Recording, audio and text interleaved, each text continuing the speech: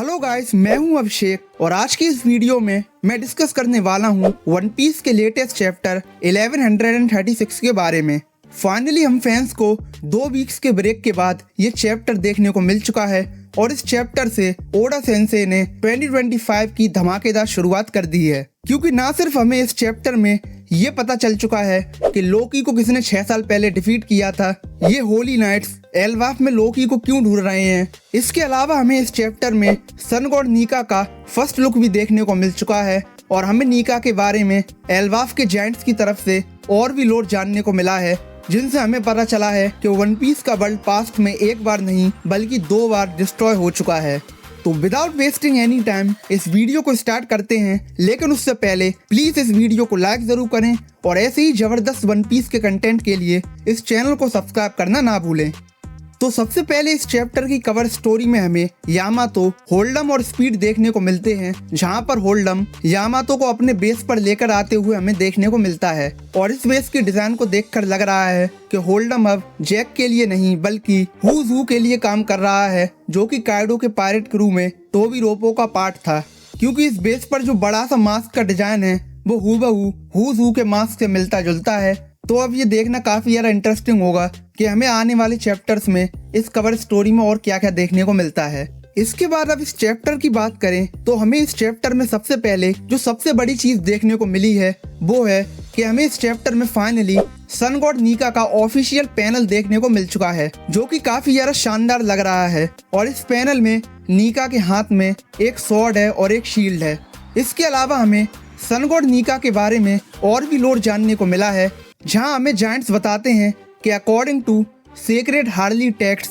जो कि एल्बाफ के जायंट्स में जनरेशन से पास डाउन की जाती हैं, उन्हें आर्काइक लैंग्वेजेस में लिखा गया था और जिसकी वजह से हमें सन गॉड नीका के बारे में काउंटलेस डिफरेंट इंटरप्रिटेशन देखने को मिलते हैं। और इसीलिए कुछ जायंट्स का मानना है कि सन गॉड नीका एक लिबरेटर है, वहीं कुछ का मानना है कि सन गॉड नीका एक डिस्ट्रॉयर है। इसके अलावा हमें जायंट जरूर ये बताते हैं कि इन टेक्स्ट के कौन से ट्रांसलेशन करेक्ट हैं, इसके बारे में कोई नहीं जानता, लेकिन हाँ, इन हार्डली टेक्स्ट के हिसाब से पास्ट में वर्ल्ड एक बार नहीं बल्कि 2 बार डिस्ट्रॉय हो चुका है और जब भी ऐसा हुआ है तो इन दोनों इंस्टेंसेस में सन गॉड नीका का नाम इन्वोक हुआ है। तो इसका एक्चुअली में क्या मतलब है? क्या हम जिस सन गॉड नीका को अभी तक अच्छा समझ रहे थे, क्या वो एक्चुअली में एक डिस्ट्रॉयर है? हालांकि जैसा कि हमें पता ही है कि ये सिर्फ एक स्पेकुलेशन है, तो एक्चुअली में हमें कोई नहीं बता सकता कि क्या सन गॉड नीका गुड की साइड पर था या ईविल की। लेकिन हाँ, अगर ये बात सच है कि सन गॉड नीका एक्चुअली में एक डिस्ट्रॉयर था, तो क्या हमें वन पीस का वर्ल्ड तीसरी बार लूफी की वजह से डिस्ट्रॉय होते हुए देखने को मिलेगा? क्योंकि हम लोग जानते ही हैं कि लूफी अभी करेंटली सन गॉड नीका है। इसके अलावा हमें ये भी पता है कि अकॉर्डिंग टू मैडम सर्लीस प्रोफेसी, लूफी फ्यूचर में फिशमैन आइलैंड को डिस्ट्रॉय करने वाला है। तो क्या एक्चुअली में लूफी ऐसा करेगा और क्या हमें सन गॉड नीका का एक ऐसा साइड देखने को मिलेगा जिसकी फैंस ने बिल्कुल भी उम्मीद नहीं की थी? इसके आगे हमें जरूर बताते हैं कि नीका जब भी अपीयर होता है तो वो पूरे वर्ल्ड में एक ग्रेट चेंज लेकर आता है और इसीलिए रूलर्स ऑफ द डे नीका के रिटर्न से डरते हैं। इसके अलावा जरूर हमें बताते हैं कि क्या पता लोकी का उसके फादर किंग हेरोल्ड को मारने के पीछे का मेन रीजन उसका नीका के नक्शे कदम पर चलना न हो, जिसको सुनकर बाकी के जायंट्स थोड़ा गुस्सा होकर बोलते हैं कि लोकी के एक्शंस को किसी भी तरह से जस्टिफाई नहीं किया जा सकता है। इसके आगे अदर जायंट्स हमें बताते हैं कि जब लोकी का जन्म होने वाला था तो उससे पहले एक प्रोफेसी की गई थी, जिसके अकॉर्डिंग किंग हारोल्ड की डेथ उनके बेटे के हाथों ही होगी। इसके बाद जैसे ही लोकी का जन्म हुआ, उसके कुछ दिनों बाद ही एल्बाफ का royal stead horse of Fortune मर गया और उसी सेम ईयर बिग मॉम ने अपने चाइल्डहुड में एल्बाफ के one of the 2 great giants जोरल को भी मार दिया था।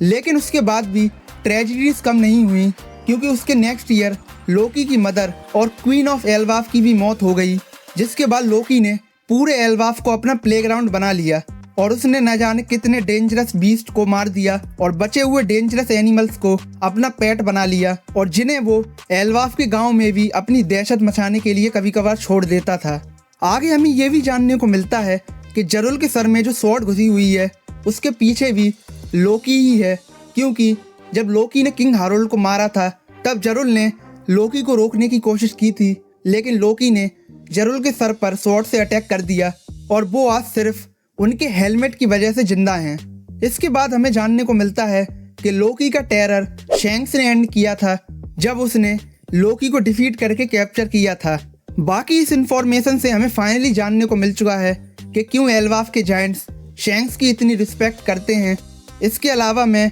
काफ़ी हद तक श्योर हूँ कि यही वो मेन रीज़न हुआ होगा जिसकी वजह से वर्ल्ड गवर्नमेंट ने शैंक्स को एक योंको का टाइटल दिया, क्योंकि ऐसे कितने ही स्ट्रॉन्ग इंडिविजुअल्स होंगे वन पीस के वर्ल्ड में जो कि एल्बाफ के स्ट्रॉन्गेस्ट जायंट वॉरियर को अकेले डिफीट कर सकते हैं। इसके बाद हमें लूफी और जोरो की कन्वर्सेशन देखने को मिलती है, जहां जोरो लूफी से बोलता है कि अब वो जान चुका है कि क्यों लूफी बीते कुछ चैप्टर्स में वियर्ड एक्ट कर रहा था।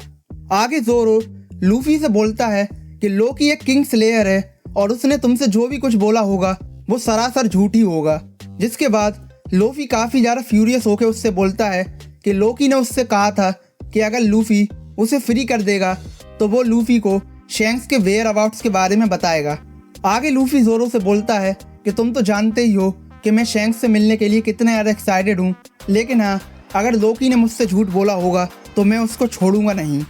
जिसके बाद जब ये दोनों लोकी से मिलने के लिए जा रहे होते हैं तो हमें इनके साथ नामी भी देखने को मिलती है जो कि इन्हें ज्वाइन करने लगती है, और नामी के साथ हमें रोड भी देखने को मिलता है, और ये वही जायंट है जिसने स्ट्रॉयड को किडनैप किया था और जिसको जोरो ने इस चैप्टर में अच्छे से थ्रेट किया था जब वो नामी से सारे जायंट्स के सामने सॉरी बोल रहा था। आगे रोड इन तीनों को एक शिप से लोकी की तरफ ले जाते हुए हमें देखने को मिलता है, और जहाँ पर नामी हमें बताती है कि रोड अब उसकी स्लेव वाली लिस्ट में ऐड हो चुका है, और ज्यूस रोड से बोलता है कि अब रोड नामी का उसके और सांजी के बाद नंबर 3 वाला स्लेव है। बाकी पर्सनली मुझे इसे पढ़कर काफ़ी ज़्यादा हंसी आई कि नामी ने एक जायंट को भी नहीं छोड़ा और उसे भी अपना स्लेव बना ही लिया। इसके बाद हमें फाइनली इस चैप्टर में दोनों होली नाइट्स देखने को मिलते हैं जो कि ऑलरेडी इस चैप्टर में लोकी के पास आ चुके हैं, और जहां हमें फाइनली इस फीमेल होली नाइट का फर्स्ट लुक देखने को मिलता है, जिसे देखने के बाद वन पीस की कम्युनिटी में काफ़ी ज़्यादा पोलराइजिंग ओपिनियंस आ रहे हैं। बाकी मैं पर्सनली अपनी बात करूं तो मुझे इससे ज़्यादा कोई दिक्कत नहीं है, क्योंकि हम सब जानते हैं कि ओडा सेंसे फीमेल कैरेक्टर्स को वन पीस में कैसे रिप्रेजेंट करते हैं, तो ये कोई नई बात नहीं है जिसको लेकर मैं ओडा सेंसे के इस डिसीजन से डिसअपॉइंटेड हो जाऊं। बाकी हाँ, इस फीमेल होली नाइट का नेम भी रिवील हो चुका है जिसको इस चैप्टर में फेक शैंक्स मेंशन करता है, और इस फीमेल होली नाइट का नेम है गंको, जिसका जैपनीज में मीनिंग होता है वॉर ड्रम। इसके बाद ये दोनों उसे होली नाइट बनने का ऑफर देते हैं, जिसे लोकी हंसकर ठुकरा देता है, क्योंकि होली नाइट बनने का मतलब है एक तरह से सेलेस्टियल ड्रैगन बनना, और लोकी उनकी तरह स्कम्स बनने में बिल्कुल भी इंटरेस्टेड नहीं है। बाकी लोकी जैसे ही इस ऑफर को ठुकराता है तो गंको आगे बोलती है कि वो लोकी के इस रूड बिहेवियर को और ज़्यादा टॉलरेट नहीं करेगी। इसके बाद वो जब लोकी पर अपने बैंडेजेस वाली पावर से अटैक करने वाली होती है तो वहाँ हमें एक बड़ा सा वुल्फ देखने को मिलता है जो कि लोकी को डिफेंड करने आया होता है। जिसके बाद गंको उस वुल्फ से बोलती है कि अगर वो पीछे नहीं हटा तो वो उसे मार देगी, लेकिन जब वो वुल्फ उसकी बात को नहीं सुनता है तो गंको उस पर अपने बैंडेजेस वाली पावर से अटैक कर देती है। जिसके आगे ईविल शैंक्स बोलता है कि अगर तुम होली नाइट्स बनने के लिए तैयार हो जाओगे तो हम इस वुल्फ को छोड़ देंगे।